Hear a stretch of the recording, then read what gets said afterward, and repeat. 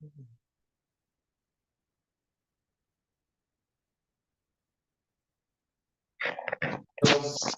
correct form always helps correct like posture too. It strengthens some muscles.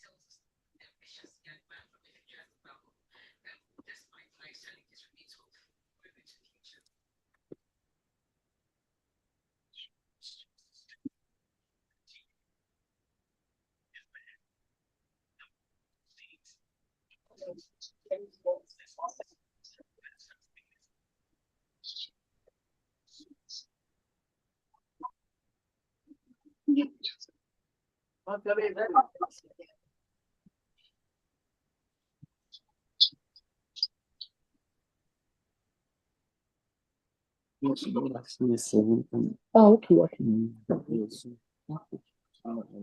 Okay.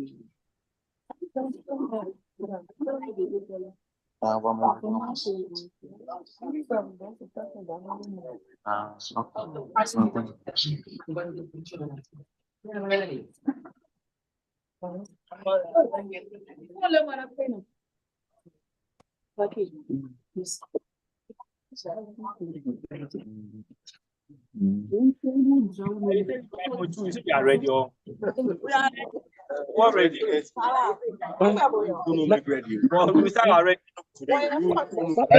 you have logged in, please, can you do us the honor by muting yourself, please? Thank you very much.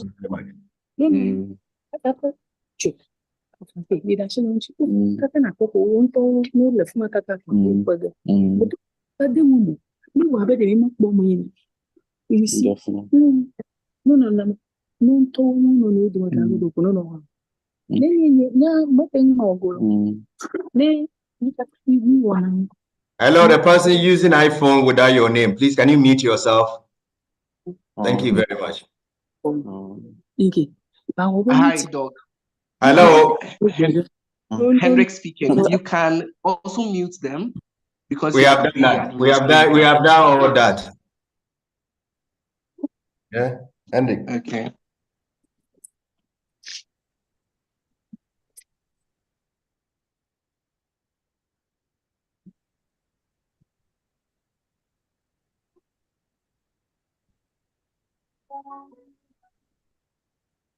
It's exactly 7 p.m. and that is the time we agreed to meet together for a very important presentation. So we would like to welcome you from the PK Amoabeng Leadership Foundation. This is a moment for you to be able to get a fair share of what the soon-to-be ambassadors of PK Amoabeng Foundation will be enjoying or have been enjoying. Now, if you did apply, you have gone through the process, you have submitted your application initially. And I think partly some people have received additional information and instructions for them to do some stuff and send it. Whether you are the first batch who have not received or you have received, altogether, we just want to wish you well and thank you. But retired Captain Prince Kofi Amoabeng, per his style, decide that anybody who have shown interest in anything that he do, he would like to thank you. And to show his thank is that he's giving his time to you and he's going to talk about time. So briefly, we have opened this session for people who have applied, who probably have a question that has not been addressed. So you can actually let your hand goes up and you ask a question and we will address it. This will last for literally about 5 to 6 minutes. And after that, I will introduce the man of the moment and Captain will take over from me. So if you have any question, please let your hand goes up. Again, just to let you know that apart from the number of people who are here, we are still live on YouTube.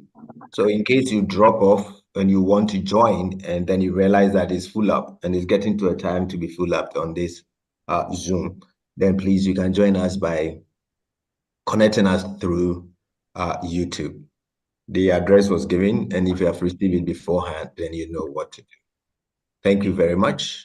Is there any question, anything somebody need a clarification of? And then we'll do that briefly. And then after that, I will introduce the man of the moment. Great.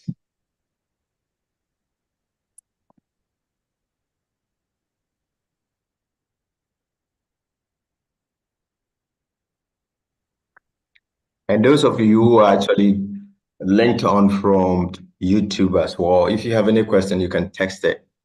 And then during the presentation, if you do also have any questions that you need Captain to answer, the initial part is that he will speak to us and that will be uninterrupted.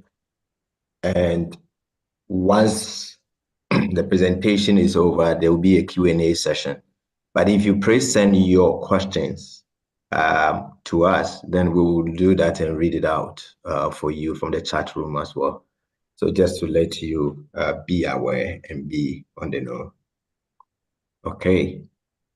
So if we do not have any questions, I'm not seeing any hands. I'm not seeing anybody indicating that there's a question to ask. Hi, there are some questions here. Hands up on the chat. There's a question on the chat room. Okay. Yes, I do have my hands up. My name is Kelvin, if I could go. Let me take the chat room and I'll come back to you, sir. Thank you. Hendrik. Yes, sir. Henrik, look at the chat room and read what is there for us, and then we take the hand raise. And then, okay, so on the chat, someone is saying it's raining, and so the internet connection is very poor. It's not a question; it's a comment. Okay, is that it? Yes. That's it. All right, Gilbert, now you can go on, please. Take your stand.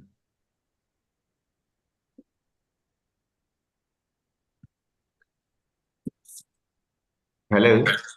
Yes, sir. Yeah,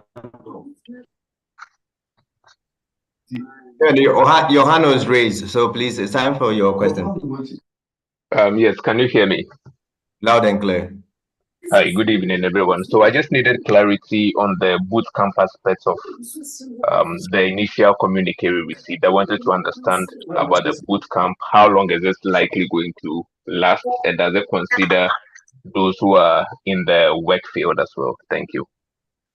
Thank you very much. Straight to the point on that particular question, it will be roughly like a week training that you'll be away at to Chiase. But I can tell you what it is. It is factoring in that when you come to the program, you're gonna have issues. Let me try to mute people at the same time. And I think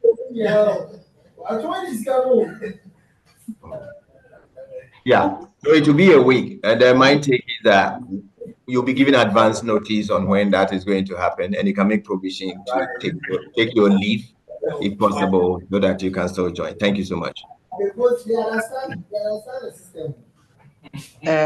Doc, please, there's another question. Yeah, so someone is asking, he wants to inquire, hi, I want to inquire about the selection criteria and how successful applicants will be shortlisted. Joshua Kwame.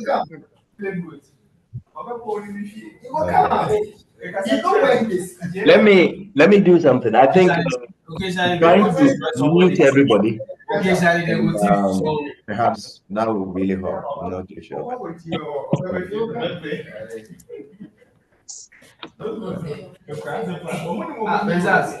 So what's your budget? Benjamin. Benjamin Bayo. Yes, no. Can you mute yourself? Make you co-admin so that you can help with the muting of those people. I think because of the numbers. Yeah. That's fine, sir. All right, sir. Is that okay? All right. The best place go right there. Can you mute yourself? Where? Can you also kick them out? Can you kick them out? Because this is important. And if you take this one serious, you won't be making noise on the background, please. Yeah, I think some of them I'll mute them. Some of them we have to literally take them to the waiting room. They have no business to be here if they are not ready to be. Exactly. Yeah. So we're doing that per minute before the speaker take over. Quickly. Guys, apologies. I think it's just typical, and I guess we all understand that the number of people have applied. We would have even loved for you to log into this meeting with your name. I can see iPhone days and I see Techno Dad, so it's difficult really tracking, but I think it is not so cool for you to join a meeting if you really have not been mandated, but it's a choice. Then don't please come here to disturb the rest of the people who would like to listen. So with all kind of respect, please, can you do the do's? Yeah, thank you so very much. So this is the moment for us to introduce our speaker. Many of you know him, and I think that is the more reason why you have decided to be part of the Great Vision. He put it quite simple. What will happen if nothing is done about our current situation in this country? Is it going to change if we just pray for change? Of course, the answer is no. Somebody has to do something. We can't say it much, but to say thank you so much, Captain Rita PK Amoabeng, Prince Kofi Amoabeng. He has been a man who is really doing so much, one thing to make sure he takes nothing with him. He says, I want to leave everything behind. And that is simply to bring this number of people, take them through 1 year. Bootcamp, as somebody asked, is just one of the many things that you actually enjoy when you come into the program. But it's one step at a time, and then we keep on keeping. So we want to thank him and invite him this evening for him to take the stage. And I pass the microphone on to him. And when he finishes, we'll come back for the Q&A as we monitor this. Thank you so much. Captain, how are you this evening? Thank you very much, Dr. Pascal Brinya. And thank all of you who are standing and eager to listen to me. I think we have a big problem on our hands as a country. And to go straight to the point, I will talk for a while and then leave most of the time for interaction so we can address the issues that are sitting on the minds of people. Am I clear? Is everybody hearing me? Loud and clear, Captain. Go ahead. Okay. So I think first let me introduce myself again, even though everyone here probably knows about me. I'm Captain Prince Kofi Amoabeng, retired. I'm more known for the UT story and UT bank stuff. But since my retirement, I've reflected on leadership and the problems of Africa and Ghana in particular. And I think we need to do something because really where Africa is, most countries in Africa are heading is not in the right direction. Ghana, for example, since independence is seeing negative trend in terms of development, in terms of most of the indicators that we can look at. Not to bore you, I think if you look at our position at independence and independence from an exploiter, somebody who came in, colonialists who came in to exploit us, what they could do with what they didn't want or what was excess for us was something to write home about. They built a lot of infrastructure, rails, transport, whatever. And then they left because we fought for our independence. And what we are doing with the whole of the country, which is now ours, is really sad because it's like even the perpetrator, the exploiter, loved us more than we loved ourselves. So we ask the question, how is this possible? And I have a term which I called the lèse-majesté. Lèse-majesté, which I like, really means that we are in a situation to actually destabilize our own country. We are attacking our own country. People get into positions, leadership positions, to enrich themselves against the state. And this is a very, very sad situation. And I find politicians and people who even apply for any other job, and their aim is to get better. And get better as opposed to the state. And I reflected on it, and I'm saying, why are we the way we are? Let me give you two examples. The most structured country in Africa in terms of development and systems and everything is South Africa. And they gained independence in 1994 with the abolition of apartheid. And now I see on social media, and Black South Africans are craving for the return of white people to manage the country because our own Black people failed. After about 30 years, we are saying that, no, we made the wrong choice. That Blacks want to even be back into apartheid time. In our own Nigeria, which is about the biggest economy now because it's been rebased, we have some of the brightest people on earth in the US, in Europe. And yet, Nigeria is riddled with corruption, and they can't seem to find the antidote to solve their problems. And then you come to Ghana, where recently we have galamsey and politics of corruption and everything. And you ask yourself, what is wrong with the Black man or the African or the Ghanaian for that matter? So this takes me to something that I want us to reflect on. And it's something that I call the abundance theory. You see, if you have even your own children and you love one more than the others, and so you dote on this love child, and you do not discipline the love child, that child invariably will not turn out correct. Now, I look at the position or the situation about Black Africa. And Black Africa, for some reason, and God knows best, and God's will be done, Black men were put around the equator, which is the best part of the earth in terms of safety, in terms of resources, in terms of quality of life. We didn't even have to grow food to eat. And we had the freshness of the forest. And we don't have any natural hazard you can name. No hurricanes, no tsunami, no earthquake, no storms, serious storms, tornadoes, whatever. And we didn't even have extreme temperatures, as in certainly not snow, but throughout the whole year. And food has always been abundance. So you see, in this world, the environment shapes the lives of all living things.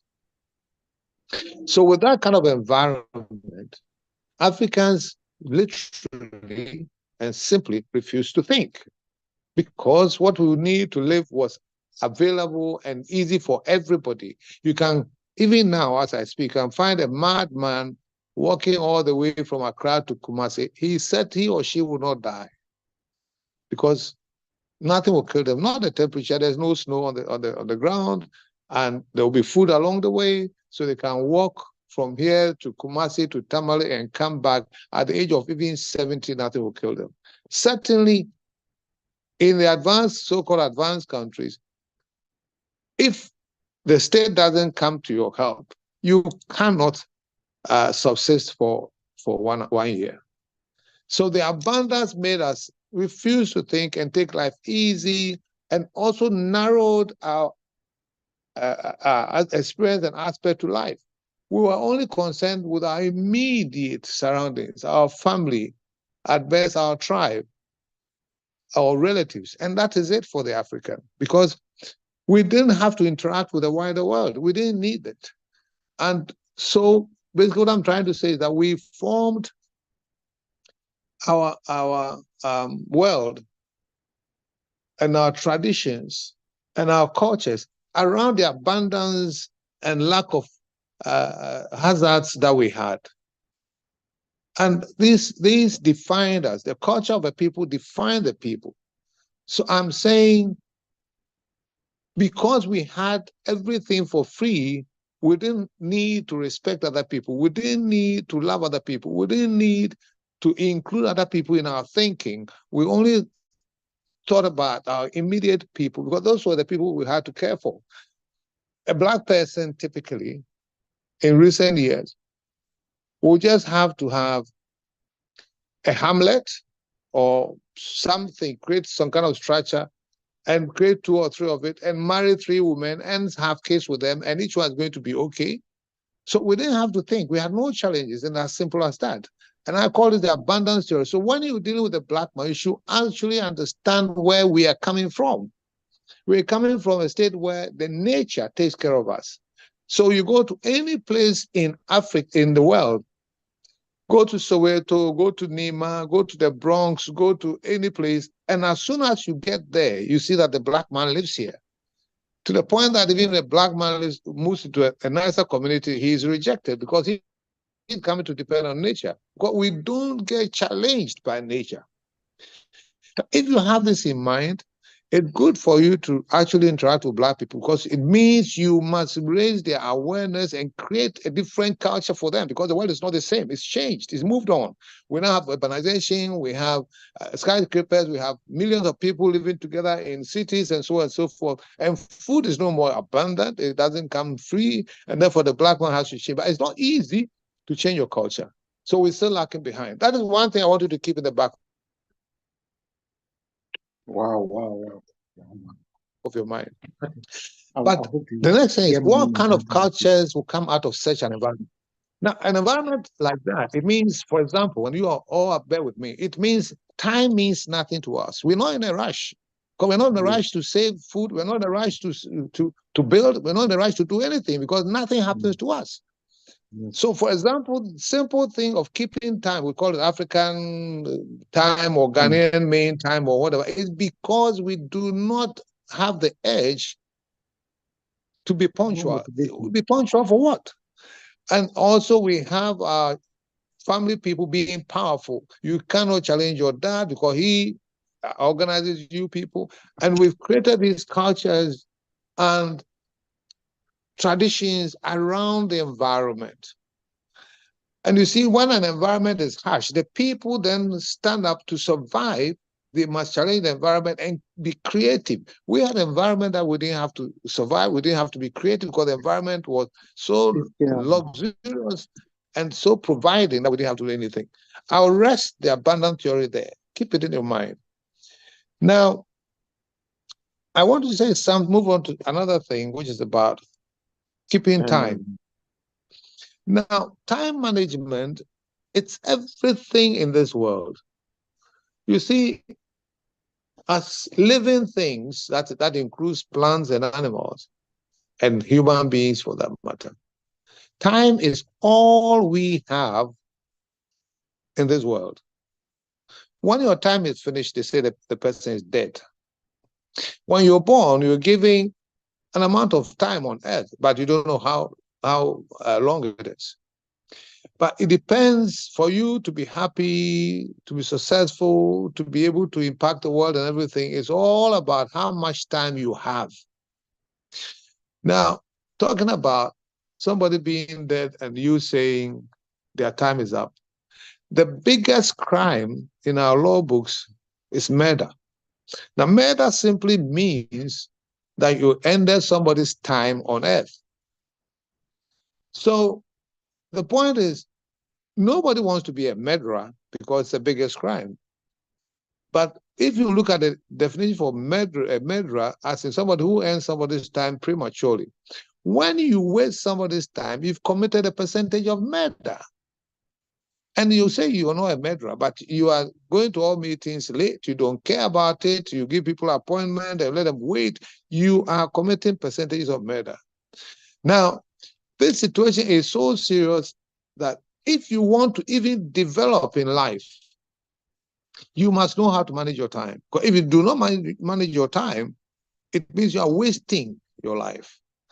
And Africans don't get this at all. Generally, we in Africa don't care about time because that is how nature made us.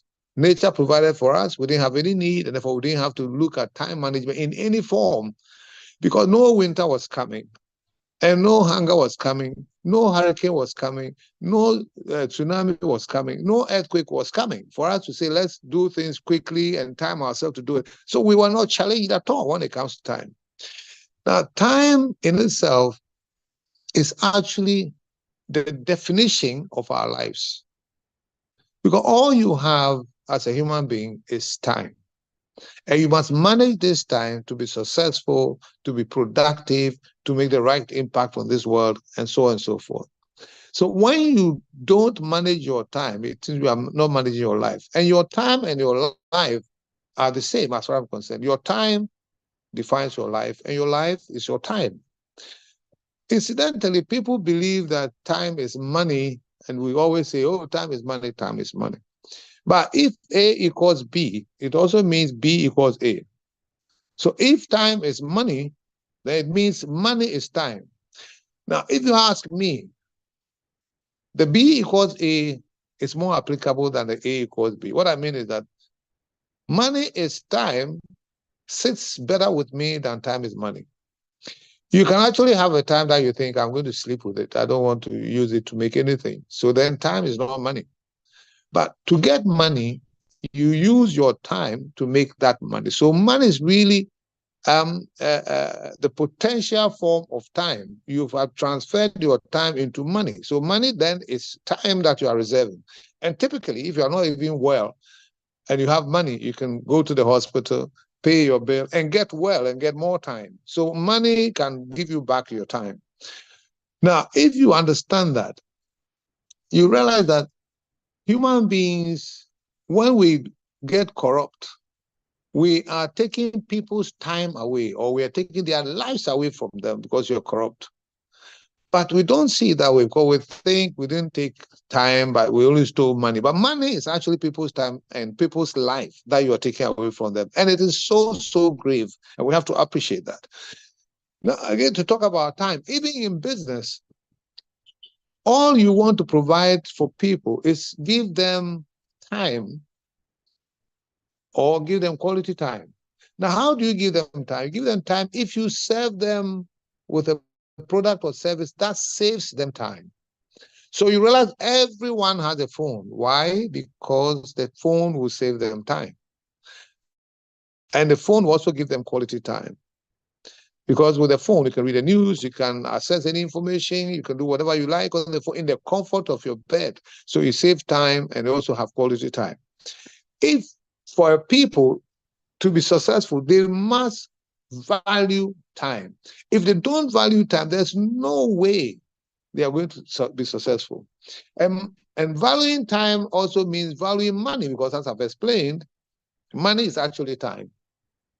But what we have is a, let's say, emergency situation where people are stealing time and stealing money, which is also time, and therefore the people keep retrogressing. And that's what I call the, let's say, majesty, because we place ourselves ahead of the general good. And I would say that our situation is so precarious, where we have a situation where our leadership do not get this and they're failing. And we're failing consistently. If you look at the situation about this country, Ghana, the leadership has systematically politicized almost every institution, because the leadership is hijacked the whole country for themselves, and it's non-inclusive. And when they come into power, what they do is, as I'm saying, to actually monopolize the institutions of the judiciary, the institution, even the parliament, legislature is gone. All state institutions, state security institutions, like the army and the police, and everything is gone to these leaders. And so my situation has been simply that the problem with the black man of Africa is to have a different mindset of respecting time and respecting everybody and respecting institutions that will ensure that everyone is free to come up with what they're supposed to do in their world to make this world or this country a better place. Now, if you ask me again, the only problem that we have as a country is the lack of leadership. Not leadership as we see, but leadership with the right mindset, leadership with the right values. So if you stop there, once you're able to identify what your problem is, and our problem, I state again, is about getting the right leader with the right mindset and values. What do I mean by values? I'm sure you all know, but one, you have to have respect for everybody. Therefore, you have to have respect for systems and institutions. You have to have respect for time. You have to be honest and have integrity. And you have to be God-fearing, because then you know this world doesn't belong to you. It gives you humility. And if we don't have a leader like that, they think they are living in this world anyhow and take advantage of people. So I've taken a break, and I'm saying, now that we know our problem, and we know our problem is about leadership, what do we do about it? We don't go to church and just pray that God will give us a leader. Things don't happen like that. And you don't just wish it, because things won't happen like that. In this world, when you need something, you create it. You must create it. You can't just wishy-washy, be there and let it happen. If you are, for example, if you're not well, and you know that this situation is bad, I need to correct it, You go to see a doctor. A doctor has been created with a lot of education in the field of medicine. So if you agree with me that our problem is about leadership, we've had all sorts of leaders, dictators, great lawyers, professors, doctors, name it. It's not giving us the kind of leader that will cure us. And that leader must be a leader who has great values as I've listed. So we must create the leaders who have the right values and respect for people and God-fearing and thinking about the world and the environment and so on and so forth. And that is exactly what we're trying to do with PK Amoabeng Leadership Foundation and thereby the PK Amoabeng Scholars. We want to really, really take your mind, what your cultures and upbringing, everything, and reflect on it and infuse the younger generation with the kind of values and mindset which will ensure that everybody is part of the team in this country, and that it's about merit and not whom you know or who has connection, but who has actually put in a lot of effort and will serve all of us well. And it's not easy because, as you know, this country has been taken up by all sort of powerful people, power play. Some of them, I can name them easily for you. Your pastors have taken over your minds, most people.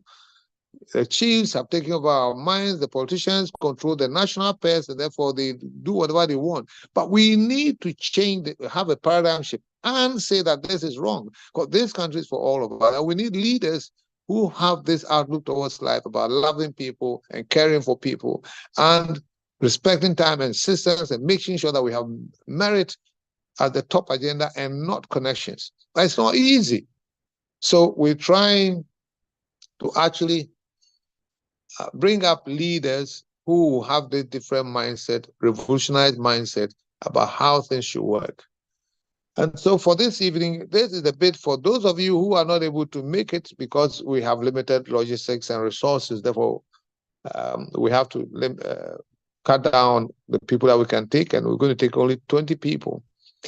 The first cohort is 20, and I think we're going to pass up maybe something around 16, 15, something like that. And the second cohort, we wanted to increase it, but again, we have to stick to 20 because we're not sure about the finances, and we don't want to fall short along the way. But the issue here is that if we are able to put such leaders into the system, inshallah, God can bless us for some of these leaders to get into serious positions in their businesses, in politics, for them to change the narrative for our dear country. And finally, I must thank all of you for seeing that you need change and believing in the PK Amoabeng leadership and the Scholars Program and applying to be a part of it. If you don't even getting, and I must say that we had over 2,000 interested people applying, out of which we had to take 20, which is really sad, but that's all we can manage for now. But if you follow us on our social media handles, I'm sure you get a message that we'll be passing on. And for those who will qualify, congratulations. Those who don't qualify, please don't lose hope. We must do something for this, our dear country. And each one of us can contribute a bit. I am leading with what I'm trying to do. Maybe it's not for nothing that I had to lose the bank, because it woke me up and said, listen, we need people who think differently, people that you can trust, people that you can love, people that you can actually support, and together we can go far. Because on our own, as I said, if you go individually, you can go fast, but you can't go far. So thank you all for listening, and I think the rest of the time, Doc, if it's okay, we'll leave it for people to ask questions, and I think I'll have the time to answer those questions, and we'll have a great evening. Thank you so much. Thank you so much. Absolutely, Captain. Thank you so much for the words, the theory of abundance, and also time and respect. Ladies and gentlemen, I think we have heard, and every experience, everything that you mentioned, taking notes. For a moment, you could type your questions, but I'm going to get you when you raise your hand. And I've seen the hands going up even before the lecture was over. But before we rush into the questions, just a few seconds. I just want you to take a moment to ponder on the words. What have you heard this evening? What are you taking away with you? Again, that is a time for us to absorb. It's heavy. The message is just deep. But I believe that whether you go forward with the PK Leadership Foundation, or even if you're an applicant and you didn't probably get through, at the end, this message alone is a change moment. And I think somebody can take this and run with it, or they can take it and quash it. Someone, they can listen to it and have no impact. But I strongly believe whoever have listened and listened well, this will not be a passing on message. It's a message for you and I. So I'll pick up quickly the hands that are up, and then the team is also around to take us through those who have put your messages on at YouTube and the messages that we have in our chat room. So Ben and Albert and the rest of the team stand by, but let me just pick up a few hands and then you can do. But please make your questions straight to the point. So Captain we take two at a time, and then if it increases, then we'll see how we validate it. So Ezekiel Azuru. Ezekiel, please take the microphone from me. Thank you. Yeah, thank you very much. I'm so impressed for this webinar and taking us through the processes of becoming a great leader. Actually, we are running the deficit of great leaders in this country, and I think this will be the platform that would bring out the best in the leaders that we really need. The leaders with the right attitude, with the right morals to be able to bring us out from this quagmire. Actually, my question is, how do we balance like regional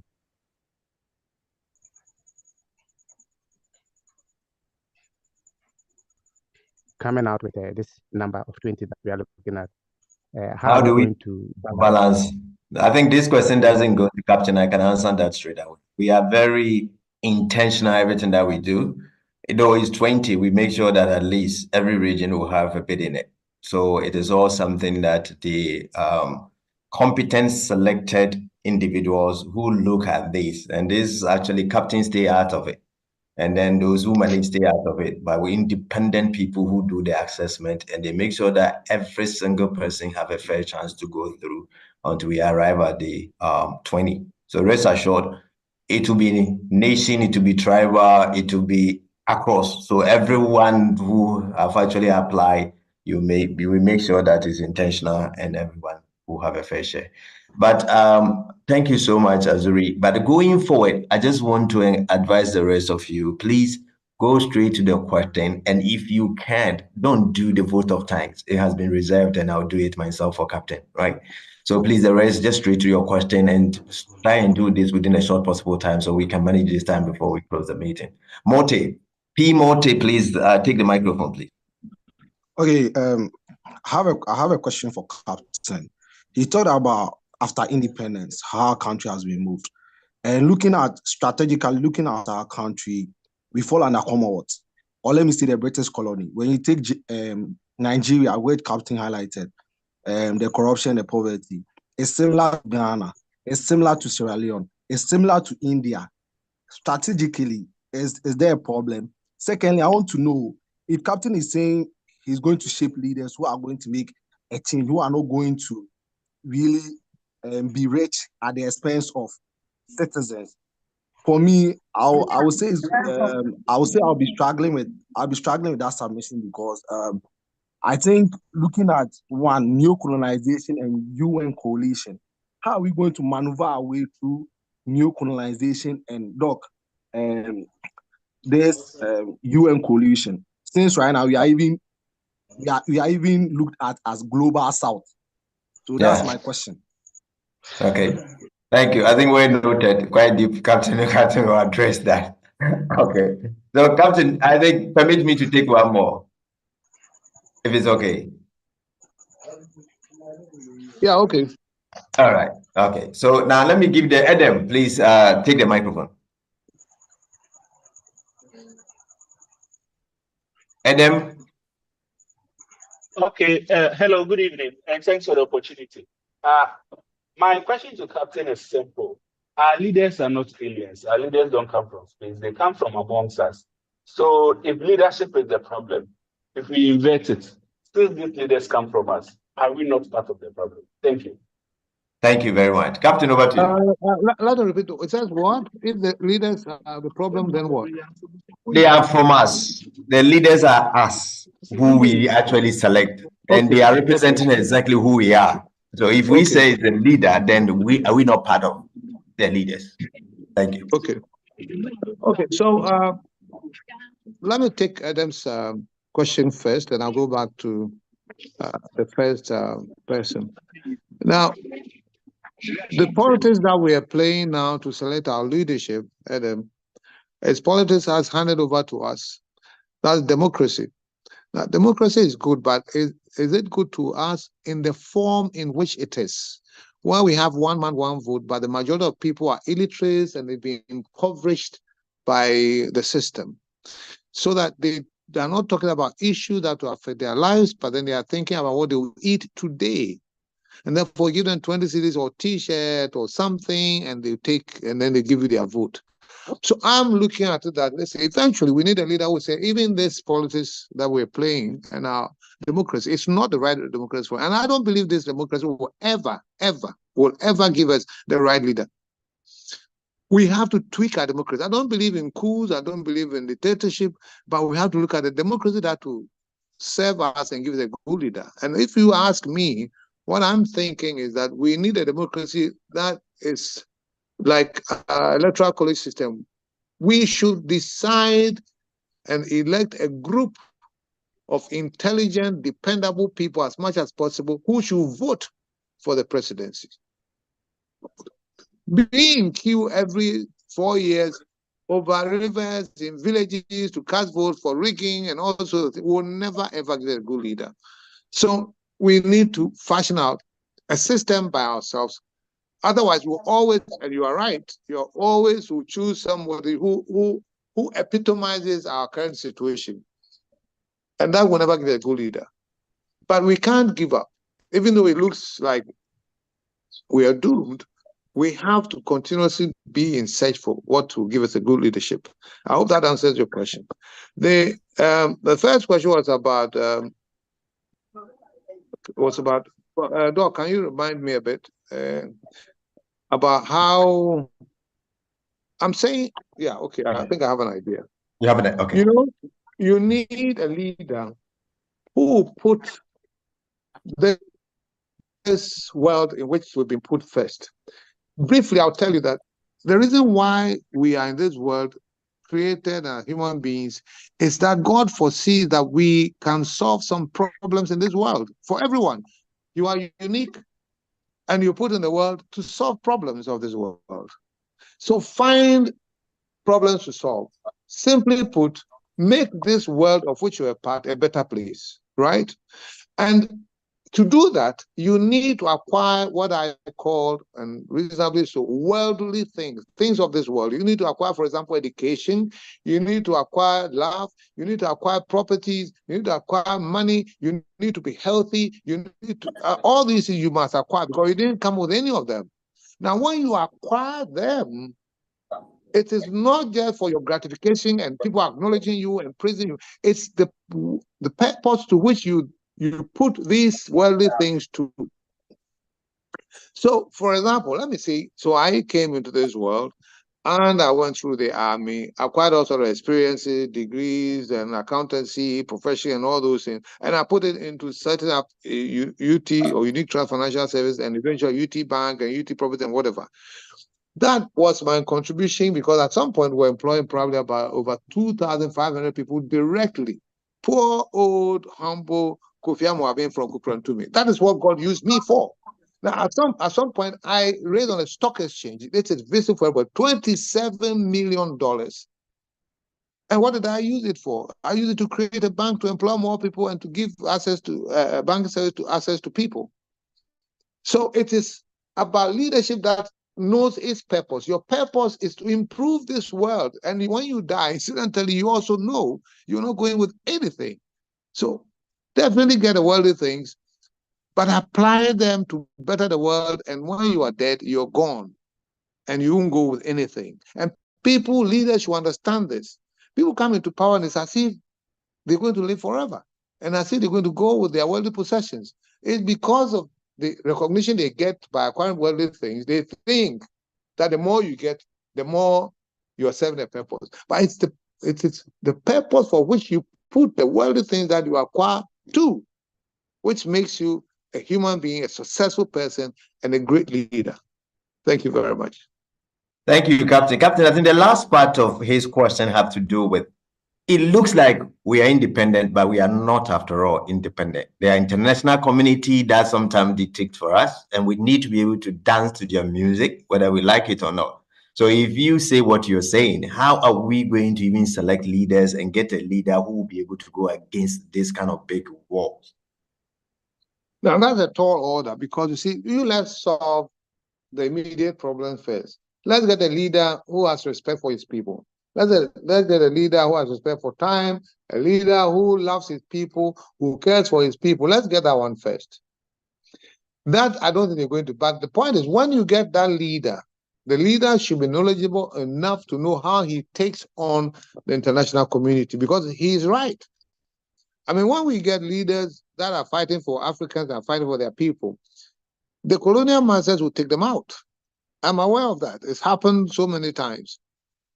So, but you have to start and get our problems resolved, understand it, and love people to want to change their situation before you think about the powers that be that will come after you and all that. I believe we are in the same classroom with the powers that be, colonial masters, whatever you call them.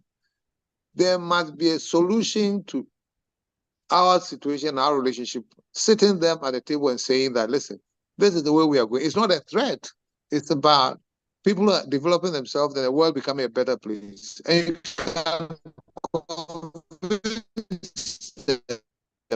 if you don't take challenge them. But let's get there first. Our current situation is useless and is hopeless and doesn't give us anything to fight about. Let's try and get some right leader, because people are corrupted nowadays.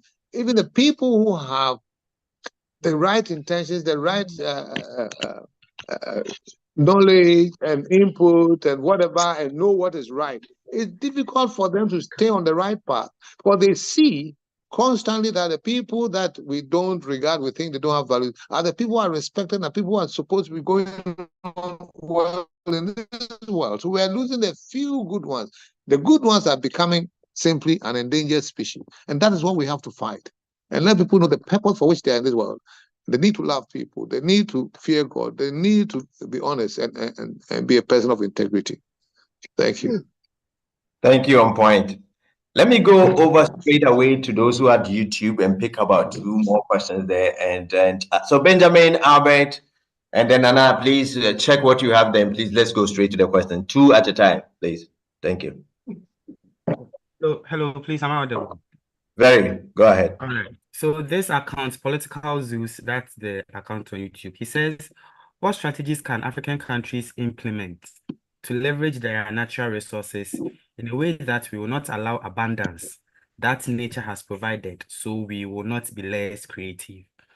So that is the only question we have on YouTube for now. The rest are all comments. Thank you very much.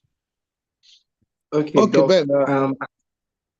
Another question is, how do you think organizations can balance the pursuit of abundance with the need for efficient resource allocation and financial sustainability? Can you repeat the question? How do you think organizations can balance the pursuit of abundance with the need for efficient resource allocation and financial sustainability? Okay. I don't even understand the question. In fact, I'm struggling to even understand that. It sounds like MBA question. I think Dominic is just asking, what do you make of it? How organizations can balance, chasing abundance with the need for resource allocation. And, okay, Doc, let me take this. You see, right. The abundance theory is talking about some decades or centuries back. Now we don't have the abundance. That is why we are not developing, because we are out of our comfort zone. Now we have urbanization. We have shortage of even water because of galamsey and things. So now people who are used to living in the Garden of Eden is like a fish coming out of water. That is why we are struggling. So there's no more the abundance for you to say that how organizations leveraging on the abundance. There's no more the abundance. If there were to be abundance, probably we wouldn't need anybody. But now there's no abundance, and people are moving from the villages to the cities and trying to find jobs, and then we find ourselves lacking because we have not evolved. We have not changed our cultures. We have not changed our traditions. That is the problem. I hope that explains it. So institutions, organizations must create a different culture. A culture which is not based on who is older, who is a family member, and who is ordinary and all those, but a culture which has systems, and the systems are respected, and people are valued and respected, and everyone is respected. People say that the respect is earned. Respect is not earned. Respect is due everyone. It is this respect that you can earn, but when you meet someone, you need to give them respect because they are a creature of your God. God created you just as he created them. But we need this mind shift that the abundance is no more there, and therefore the cultures and traditions that we actually lived by must change. That's what we're talking about, change in mindset, revolutionized mindset. Because if we don't change it, the system, the environment has changed, and we need to change. Okay, I hope that explains. Yes, Captain, that is fine. The other question, if you do have it, if not, I will get Benjamin to repeat it. Yeah, can you repeat that for me, please? Ben. Yes, sir. Yeah, the question again, please. Okay, Captain. Political views, he's asking, what strategies can African countries implement to leverage their natural resources in a way that we will not allow the abundance that nature has provided, so that we will not be less creative? Okay, so I get it now, but it's very interesting. It's a story that I love, that the colonial masters came to Ghana and they found the gold, which we didn't have much use for, and they called us the Gold Coast, and we will give them a lot of gold only for them to give us a mirror or schnapp. Then again at Akwatia in the Eastern region, they had a lot of diamonds in the Brim River. When people are trying to kill birds with catapult, we get a diamond nugget, and they think it's the one that can kill the bird easily, because if he hits the bird has no chance. So we were sitting on all these resources. They didn't have any use for them. And we don't have our best relationship or sharing ratios that will ensure that we get the best part for our people. We're only thinking narrowly because that is what abundance made us. Abundance made us think very narrowly, as in myself, my family, my relatives, at best my tribe, and not the whole country. We don't understand the concept of country. So what happens is that when we have to negotiate, our forefathers were even talking, when they give you their land for you to weed and farm and do everything, they are talking about a bunu, as in they take 50-50, or a busan, as you take 2 and they take 1, bare land for you to weed. Now we are negotiating our gold, our lithium, our diamonds and everything, and we are talking 5% and 10%, because our leaders will probably take some $100,000 or $1 million somewhere and virtually give it out free, because we don't have the mindset of respecting everybody and therefore getting the best out of it for our people. And that's the problem that we have. When we learn that, listen, we need to get the best for our people, and it's not about us as individuals, about what we can do to impact the lives of people, we will get it right. But our mindset is blocked, and it's not good, and it can't get us anywhere. And therefore, the fight to unleash onto people the right mindset, a revolutionary mindset, so that they can do what is right for everybody in the community. And that is what we are fighting for. Thank you very much. Thank you, Captain. So take some water off the pause, and then I'm going to get Grace and Asamoah to take the microphone and straight to the point to your questions. Grace. Thank Wendy. you so much. Hello. Thank you so much for the opportunity. So loosely quoting Captain, he said that if in the world, if you want to create something, if you need something, you create it. And so this fellowship program, we are to infuse the generation with a new set of values. But according to the theory of abundance, the average Ghanaian feels like they have everything. So as a leader, how are you going to channel their minds to let them know that they are actually coming from the wrong side of the equation? And also, we being enlightened, how do we become resilient in our cause to kind of lead by example and have others copy us and also get our values?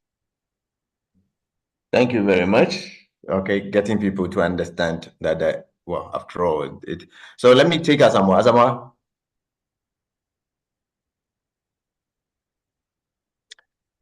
Asamoah, are you there? Okay. Is Asamoah there? Okay, Asamoah, if you're not ready, then let me move on to another hand that has been raised. Benedict. All right. Thank you very much for this opportunity. Personally, I look at the kind of governance in our part of the world, and I think it's actually in two ways. Our orientation as citizens and how the system is messed up. So as young people or young leaders who don't find ourselves in government offices, what can we do in our capacity? For instance, I'm just a university student, I'm also there. What can we do in our capacity to fighting this governance crisis in our country and beyond? Thank you very much. All right. Thank you. Let's take one so that we give fair chance to other people. Hello, Captain. Thank you. I think Captain is going for only two. The two questions has been asked, so please, you need to hold on. Captain, over to you. Thank you. To Grace's issue, the abundance is gone now. What we have left is actually lack of natural hazards. In terms of food and not having to work to eat, I mean, we're what's the word? We're just going through forests to pick up food, and we'll farm and we do easy farming. We didn't even have to go through industrialization or agricultural revolution or anything. Anybody at all can farm in Ghana, even now. So the abundance is still there, but it's gone in most aspects because of the sheer size of our population and the urbanization of the system. So people living in Accra don't have free mushroom, free snails, free crabs. They don't. And they must actually depend on the system for their survival, depend on jobs, depend on markets, and so on and so forth. So, Madam Grace, the abundance has changed or virtually gone because of the dynamics of the growth of the system. Now, that is why I'm stressing on mindset change. If the environment changes, you must change your mindset and adapt to the new environment. And we are not adapting. We get into leadership position, we are still thinking of our family and friends, of our connections.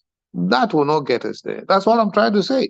So we need leaders who are saying that, listen, let's build systems to regulate us and get the best people to be at the top so they can cause the right changes for us. Because putting your brother there, putting your cousin there, putting your hometown person there, putting your church member there will not solve the problem for us. So it's because the abundance in the raw terms have changed that we need to change our mindset and also lead with a purpose for all people and not just our group. Unfortunately, we don't seem to understand that. And people come to us and say, your own brother is there and you haven't given them this job, and then you are giving a foreigner a job. What's that supposed to mean? The foreigner that you refer to is supposed to be knowledgeable and to develop this so that the wider people will gain from it. But our mindset is still stuck in the abundance mode. That's the problem that we have.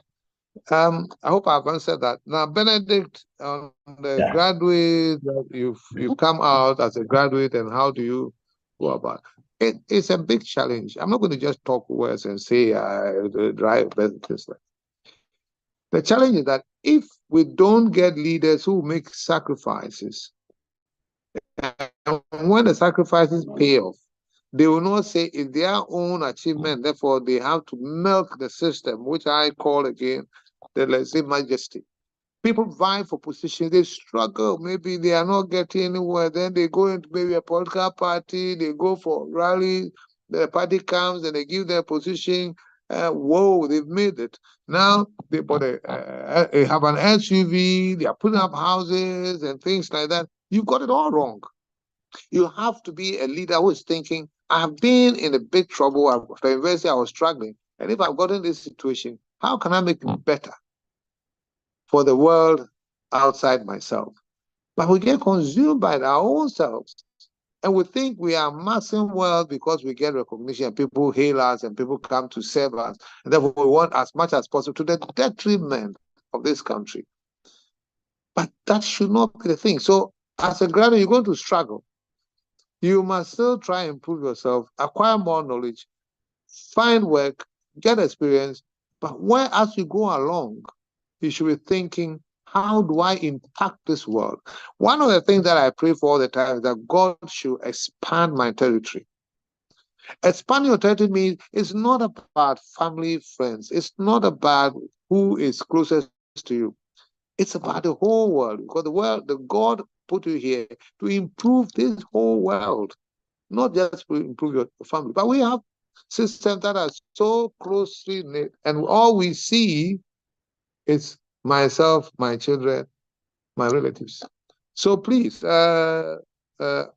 Samuel, it's not easy, but as you struggle, don't lose track of the fact that you are not here for the immediate world around you. And there are a lot of people who had jobs at UT when I was there, and people asked them, how did you get a job? And they said, I applied, and maybe about a year later, they called me and said, I should come for an interview, they got a job. You can ask people. I didn't look at faces, I didn't look at my town, I didn't look at my relatives. I did it for the general good. I always was looking for who is best fit for this job, who can do it so that a lot of people can benefit out of it. So it's not easy, but I pray that you can actually keep the right mind, keep your values, and keep your respect for systems. And when you get the opportunity, you won't lose it. And you don't have to sell it to become successful. Thank you very much. Thank you, Captain. I think part of his question, if you could look at that, is also how can a young person who see that this is not going right, what would be the legitimate way that they can also help influence the system if they don't like the system they see now?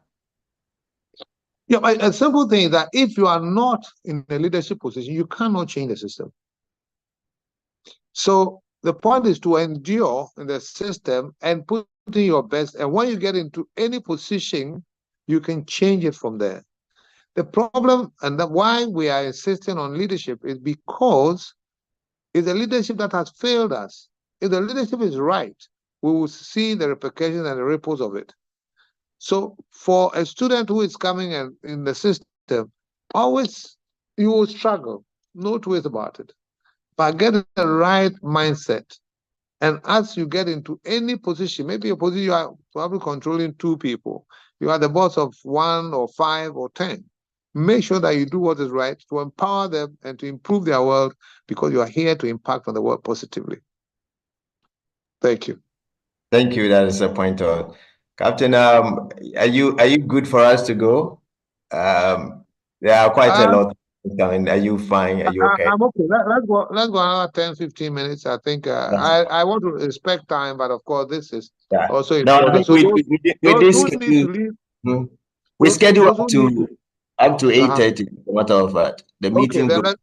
let's go on with it. You have the energy, we can go. Yeah. I have the energy.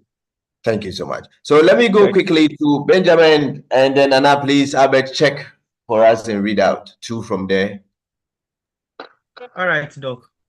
Van Addo, he says, Captain, it seems most ethical people fall short to the cycle of corruption in such higher leadership positions. In line with this, how does the PK Amoabeng leadership program seek to address this cycle? How really can one person make difference against such deep-rooted system of corruption? And then Yami Foster also. That's fine. That's fine. Captain, I think I addressed one after that. This one is fine. It's too okay. It's a very good question. Yeah. And I ponder over it, and I said, we're trying to create these leaders, but then they go into the system, and the ethics of staying straight, it's not easy at all. Even me, it's not easy. You get into situations where you need to compromise your situation because everybody is leaving you behind. And I pray that you may default. I mean, the Bible says, if you fall short, what does it say? If you can always repent when you make a mistake. Take even our common driving. I mean, we all know that when you get to a roundabout, you have to, the vehicle in the roundabout have the right of way. But if you want to give the people around the roundabout the right of way, you will never move, and the cars behind you are going to shout on you that you're wasting their time. So what do? You just use your left eye, look around the place, and push your car inside, as long as they don't come to hit you, and cross them. So being ethically correct in Ghana, it's so difficult. The system is all corrupt around us, and nothing good is happening. So you will certainly falter at some point. But if, as we try to do in PK Amoabeng leadership, we actually ingrain in you the core values, even when you falter, you know you faltered, and you try not to do it again. But I'm not saying that you come out and you will not have, you have huge challenges. The system around you all is corrupt.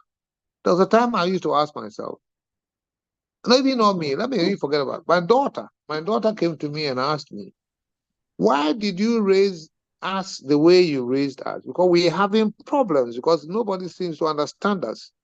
And I said, well, that's the values that I was raised with, and that's the values that I believe in, and I can't raise you anything else. So instead of saying that I'm creating maybe children of good values, I'm creating children who are having problems in facing the world out there. But every so often they come to me and I give them a shoulder to cry on. And I said, but do not change. So to your point, it's not easy. It's easier saying it, but it's not easy out there. But if you believe in it and you imbibe in it and you pray over it, you will be successful. You can cause a change in this country. Thank you very much. Thank you, Captain. That's a spot on, and that's our marching order. We don't have any choice until we all become the values that can help change the continent. I think I will go straight and pick up some from here as you look at it. Francis, your hand is up, and Christiana, I think your hand has been up for a long time. Are you still on call, Christiana?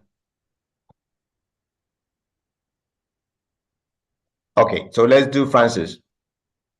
All right. Thank you, Doc and Captain. Yes, Francis. Yes. So, Ghana and South Africa, Ghana and South Korea, at independence, we were apart in terms of development, but now South Korea is now considered a first world, and we are still lagging behind. I think one of the fundamental problems is that we produce what we don't eat, and we eat what we don't produce.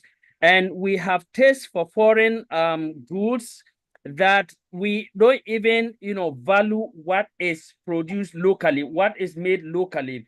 And until we produce and eat what we produce locally and consume that, we will never industrialize. So my question is, how do we inculcate that into ourselves? Because we really need to industrialize from inside out. No foreign country will come and support us to develop. They want to come and hand handouts to us. But things like UT,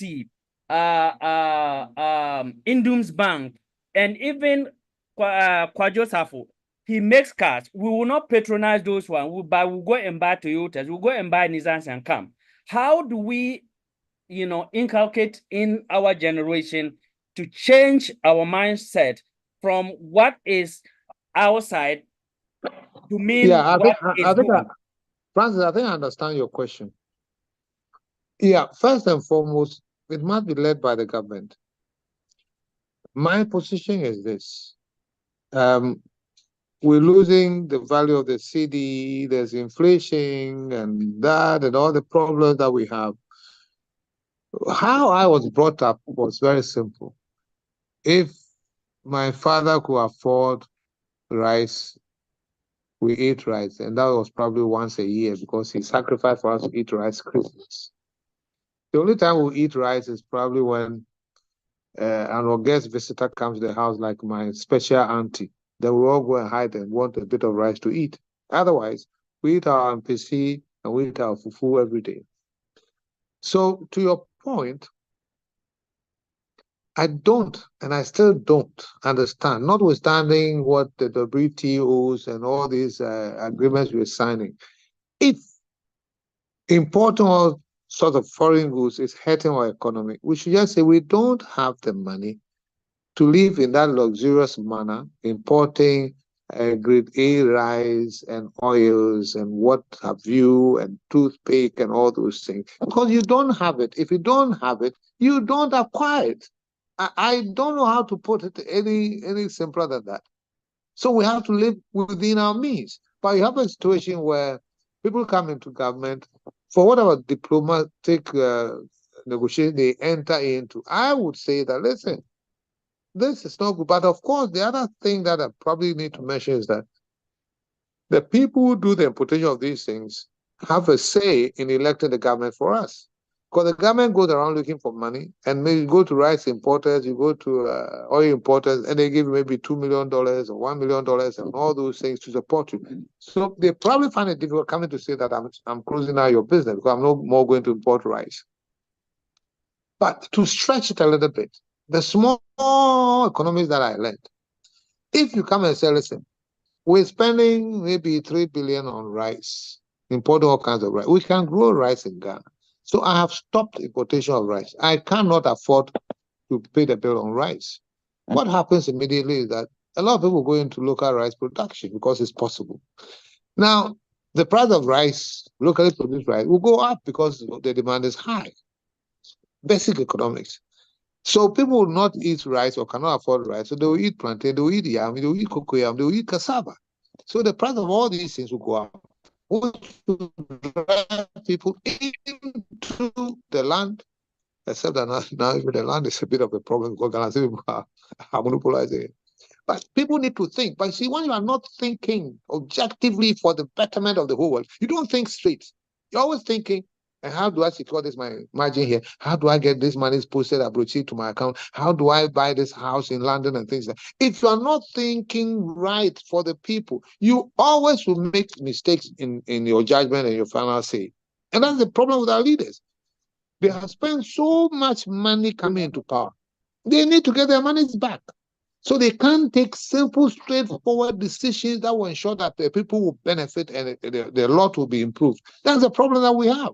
If you have ulterior motives, you cannot make sensible decisions. So it's all about leadership again. That is why we are here. How do we get a leader who says, to hell with it? It's about me and making impact and me bettering the life of my people, and it's not about me, myself. It's about the impact that I create. So to your question, yes, we can do a lot of things, but our leaders are not thinking straight. They are overwhelmed. They need to cover their loans they took, the favors they took to come into power, and therefore they can't take straightforward, honest decisions that will improve the lives of people. That's all I have to say for now. Thank you, Captain. Thank you very much. I've seen a hand here. Jacob, is that correct? Did I get it right? Jacob, please go ahead and straight to the point if you can, please.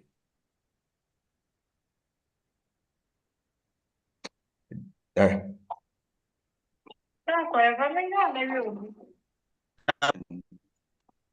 Jacob, can you hear me? Yes, I can hear you. Please Can go you hear ahead. me? Yes, loud and clear now. Go ahead. My question is to Captain. Captain, how are you able to decouple your personal values from the societal norms? I think I've been following your story. You lost almost everything around you, but you did not lose your integrity. How did you do that? Jacob,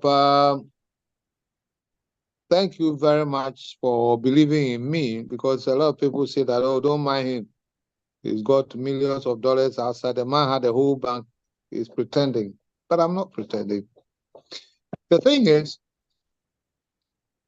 I do not even value myself that much. Don't forget, you are 1 out of 8 billion people on this earth. In other words, God has 8 billion human beings. Try to divide 1 by 8 billion. You are 1 out of 8 billion. You're not worth anything. So, point number 1, be very, very, very humble and be thankful to God that you are here. But please, you are nothing. I don't care what anybody says. You are nothing. So that will let you know that, listen, even though I'm not worth anything, I've been put here with unique features and unique talents and all that. How do I make myself count for this world? And certainly it's not about you. It's not. You know, the funny thing when I say it's not about you, when you even go out to buy a nice perfume or a nice bag, sophisticated and things like that, you don't keep it in your room to enjoy by yourself. You put the perfume on you when you're going for great functions, for people to smell the perfume. If it was about you, you keep it in your room and just spray it on yourself, and when you're going out, you shut it. And you buy a Gucci bag or Louis Vuitton bag, and you wait for a big occasion to show the bag off to people who say, oh, this is nice, nice creation. So the world is not about you. It's rather about what you can do to make it a better place. It's so clear to me. It's interesting how it escapes a lot of people. So let me tell you about my own life, for example. When I started Unique Trust, I had 1 shoe. When I was Johnny Walker, Ghana's most respected CEO, whatever, going to Stanford and all those things, I had 1 shoe. I still have 1 shoe. A shoe is supposed to make my feet comfortable. That's all. So if people will take money and buy shoes that are cost maybe $2,000 because I don't see the need for it. I had 1 watch and I became ambassador of Caveman watches. So now I have 2 watches. Even though most times I forget to put the watch on. But I'll dedicate my life to creating the right leader because I see that is a gap. I see that is something which is critical to move people in the right direction, to impact the world. I would do everything for that one. I would spend the small resources that I have. I'll spend the time that I have. I'll spend the network that I have to build young people who have a chance of changing the destiny of this country. It is not what I wear. It's not what I have. I've never had more than 1 building in Accra. I stayed in Tesano for 21 years, 3-bedroom house. And then I moved to a big house because people said I had money, so I had to move to a big house. I never enjoyed it. But I've always been looking for how to impact this world, my life here. How can I change things for people? How can I make the world a better place? And it's never changed. I meet people, I want them to be happy. I meet people, I want to see if I can do something, but I have to be careful because some people are hateful, they are jealous, they are envious, they are destructive. But even if you get me, God covers my back. A lot of things that I go through, if I sit back, I can't thank God enough. Because I'm sure He knows I'm for good, and therefore He's always there backing me and supporting me. Because He's brought us here to improve on His creation, and that is paramount. And it's not about us at all, but it's about what we can do with the world around us and create the impact that is desired. I don't want to sound like a preacher, but I think it's okay. Very, very insightful, Captain. That is straight to the point, and a lot. It's so deep for reflection. Wendy, you take the microphone. Thank you very much, Doc. I have a question for Captain and one for you, if I may. Go ahead. Okay. So Captain, around the world and even in Ghana, it appears women in leadership is or has become trendy, which is a good thing because I'm a woman. But what are your sentiments on the current agenda of sprinkling a little bit of feminism on governance and reserving slots for women on the basis of gender and not necessarily expertise or experience, just to sway votes? And for Doc, please, does the scheme, the PK Amoabeng Scholars Program, do you have plans to allow interested unsuccessful applicants to participate or partake in impact and training programs, possibly at a fee? Thank you. Okay, Wendy, listen. I believe in empowering women to become better, to occupy leadership positions. I don't believe in giving position to women because pure gender balance. No. Because they will come, and if they don't know what it takes to change the system or change the organization, the whole organization will be lacking. So I believe in empowering women to become effective leaders, but not just take women. There will be, let me explain it. So if I need a bit of gender balance, this woman and this man are at par, and we need more, or we have too many men, then I'll give it to the woman when you see where I'm coming. But if the woman is so bad and can't do much about it, I won't say because I need a gender balance of 10 to 10, I'll take rubbish women. I wouldn't, because they will come and they cannot build themselves up and carry the message and make sure that it affects the people positively because they don't have what it takes. Everything needs preparation. Everything needs dedication and professionalism about it. You can't just say gender balance, therefore gender balance. No, I wouldn't do that. But rather, I'll look at women who have probably the potential or they're always almost matching the men. And I say, okay, there are too many men, but these women are in a position where they can actually do same as a man. Then I'll give them the opportunity.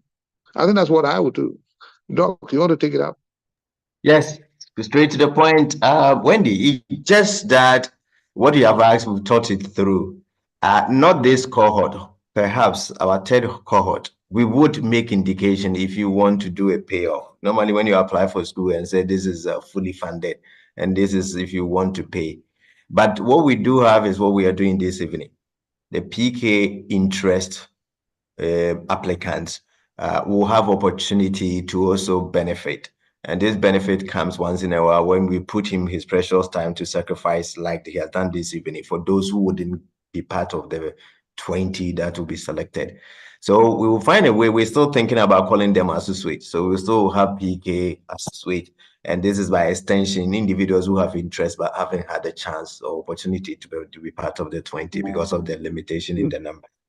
So I guess something that we can think through. But thanks for bringing that to our attention. Grateful. Good feedback. Let me go quickly to YouTube, Ben, and then also to our chat. We still have about 6 minutes to go now, so straight to the point. If you have glanced through the questions, a question that must be answered, so please look and Ben, shoot that one for us. Yeah, Doc, I think you can take the one that's on Zoom for The now. hand raise, right? Yes, sir. Okay. All right, then. Is it ED?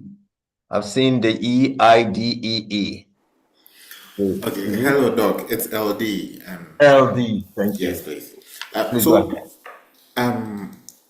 Captain, my question is that when as young leaders, when we are going against the system, or should I say, we are trying to go in the direction where we are making decisions that impact the majority of the people, we come against so much resistance because the system has become a place where it enables people who are individualistic or who are focused on their benefits. How do people who are going against these systems go about their activities in such a way that we do not suffer fatigue? Because sometimes it gets so tiring that it is better to go with the flow than to swim against the tide. Thank you. It's NZ, but you are what? LD? Yes, the name is LD. NZ is my Yeah. company's name. Sorry. Okay. So you have made a very solid point. The whole country is going to the dogs, as it were, if you ask me to summarize it. And trying to stay on the narrow path is not easy. Ethically, it's difficult because, as I said earlier, you find that those who are going against these values and ethical, whatever, are rather suffering, for lack of a better word. And those who are just flowing with the tide and doing all the things that will bring them cheap money are supposed to be getting on. But the point is, you have a life to lead. And what we are trying to do at Peak Accountability Leadership and the scholars is to bring out the light, the purpose of your life, and what it takes to change the world around you. It needs sacrifice. It needs proper orientation. It needs prayers. It needs knowing what is right. It means not going for short-term benefits and not playing to the gallery. It means a lot of things. But that's the only way we have to go. And that is why maybe we start with 2,000 people and we'll end up having 20 people. Because we want to see people who really, really understand our purpose and who are resolved to stay the course, no matter the challenges that the system would throw at us. Because we are aware of the system. I mean, I told you, I default at times. I go to the police barrier and they don't even request, I give them 10 cedis. It's easier than getting them challenge you and asking you to go to court. But then I don't lose my values, I don't lose my ethics, I don't lose my principles. I just say that, fine, let them leave me alone so I have my time to pursue what I'm about. So you have to actually make compromise. But the most important thing is to stay focused and to stay dedicated to your senses and the values that you believe in. Unless we have that, then with time, if we don't have that, everyone's going to get corrupt. Everyone's going to look for easy assets, and then we'll have lost the cause completely. So we'll continue with the fight. And I want to end it by saying,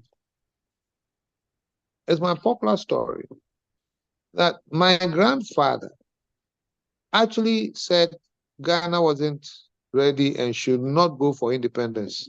My grandfather said it.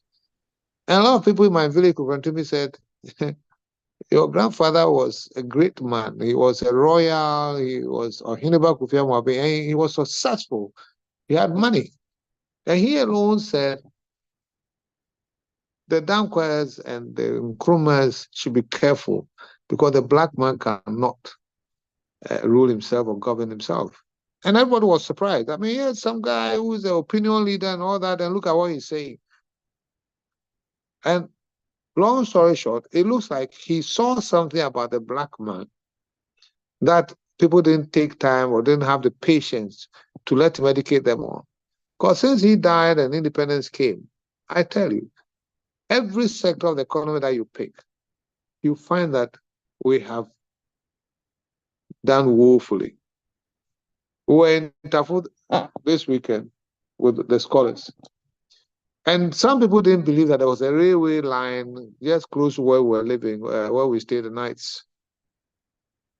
Not that the trains are not running on them. The rails, the iron rails, have been removed and sold. That's the black man for you after the white man left. We need to change the narrative. It is not a joke.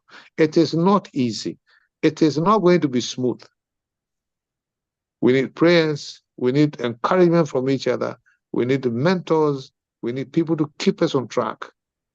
We will default, but we'll have to come back.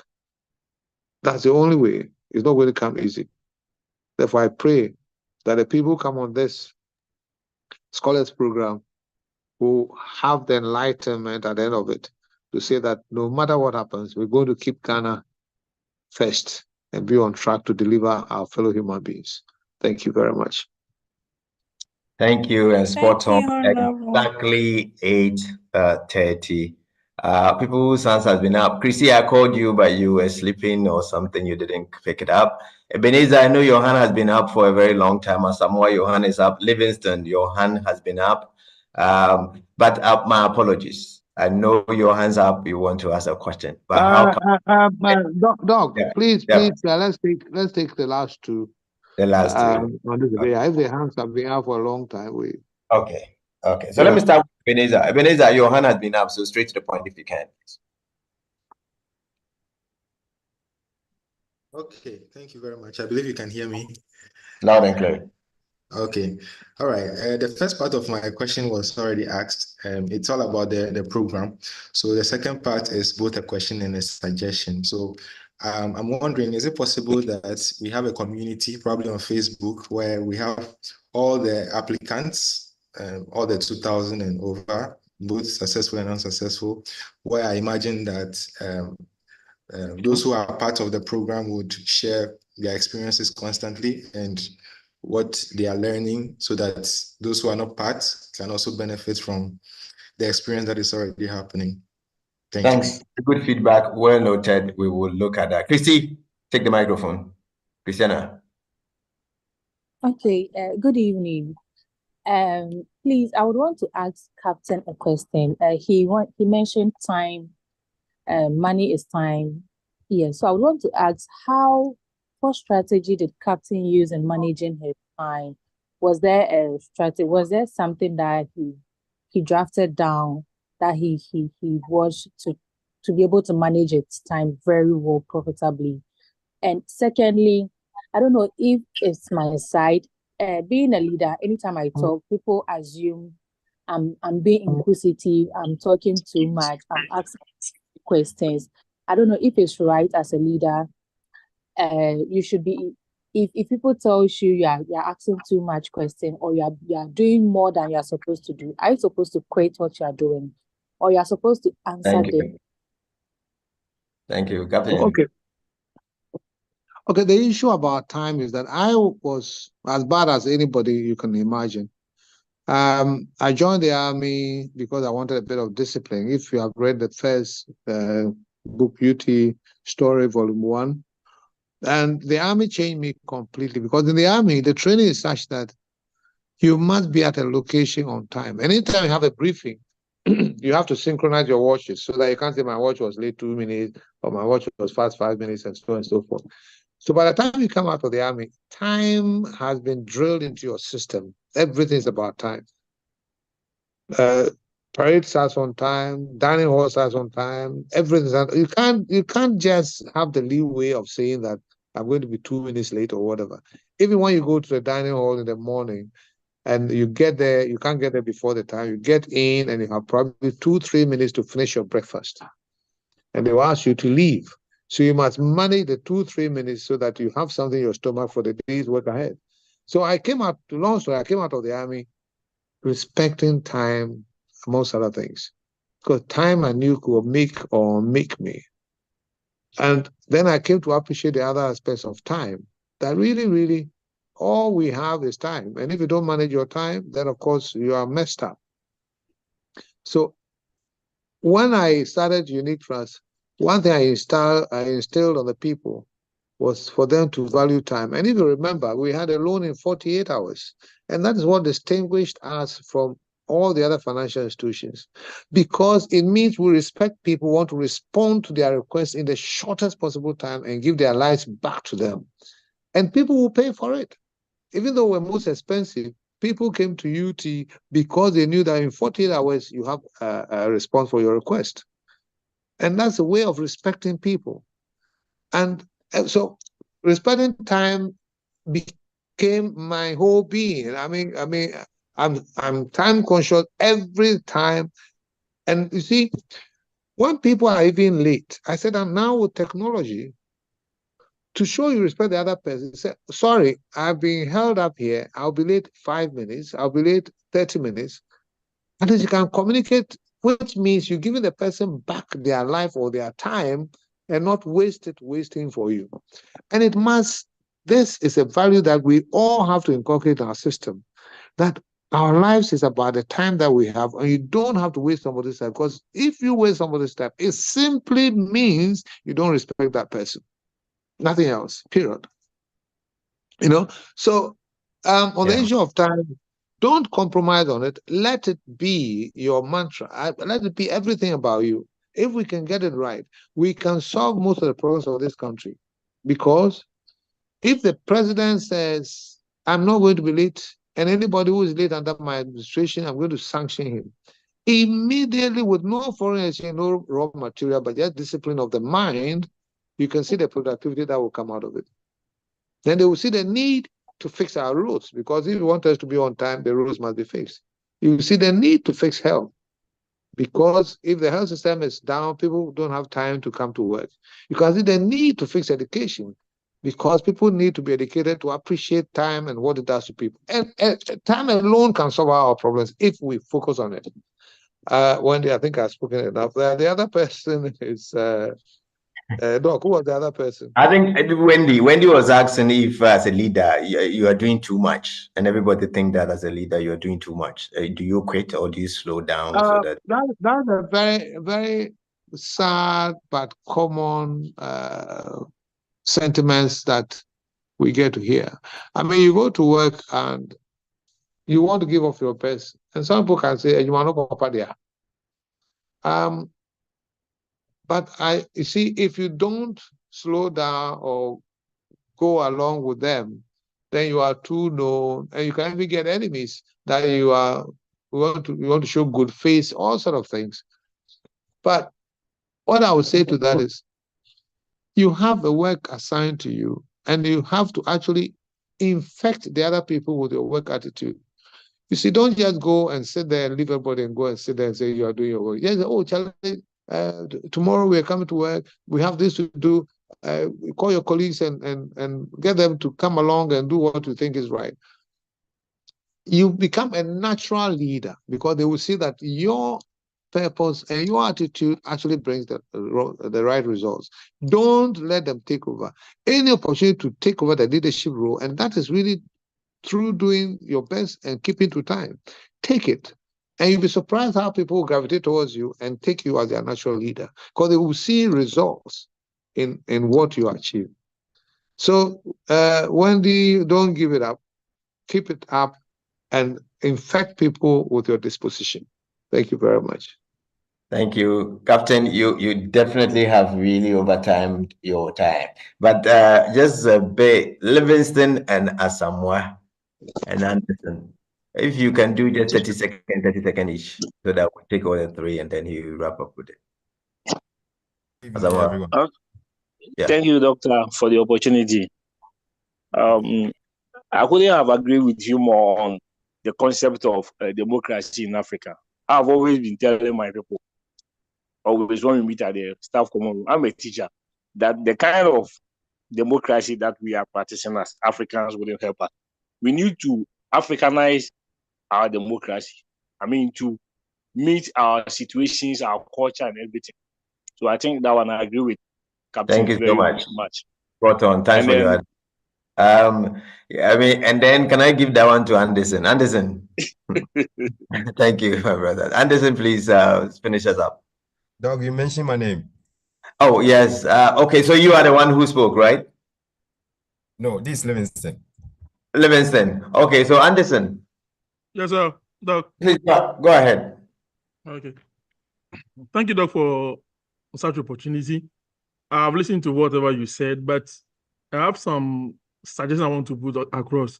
Go ahead. What we call resources were defined by our masters. And from my perspective, if you don't know how to use them, should you call them resources? Or should you focus on things we can use, make our life better? Okay. Second aspect of you are talking about the change of mind you are talking about. If you want really to have that generation, I think we need to especially look at our education sector at a primary level. We should start from the primary level you are actually proposing, right? Yes. Thank you so much, Anderson. That point is well taken. All right. Thank you so very much. Asamoah, can you finish it up, please? Okay, so I was asking if looking at the failure of our leadership in Ghana, what can we do in terms of these Galamsey menace, which is threatening our lives? What can we do as a country now? The way forward. I think we should not stop talking. For that one, I know a closed mouth is a closed destiny. Maybe we should have probably spoken earlier than now, but yes, let's keep on talking, because I think once you speak, people will hear. And once we all speak, people will not refuse to hear. And I think we need to do that. The talking, sometimes people say we are wasting time, but I believe the talking helps. We need to speak up, and that will help. Faftin, you have the final word for us to wrap up this session. And thank you so much for us stretching you tonight and taking your precious time. So please, you have the final word. It's been a pleasure putting this together. And I want to thank everyone for their time, because you're devoting part of your life to take this message. I hope I lived up to your expectation. I hope I'm able to convince some of you, one, that leadership is the number one priority that will change the course. And therefore, we should endeavor to improve ourselves, to become good leaders, so that when we have the opportunity, we can change the future and the outlook around us. It is not by any divine thing that we are the way we are. I'm sure God loves us as much as He loves the white people, but God also loves us and put us in the best place of the earth, and it has had effect on us. Unfortunately, that situation has changed.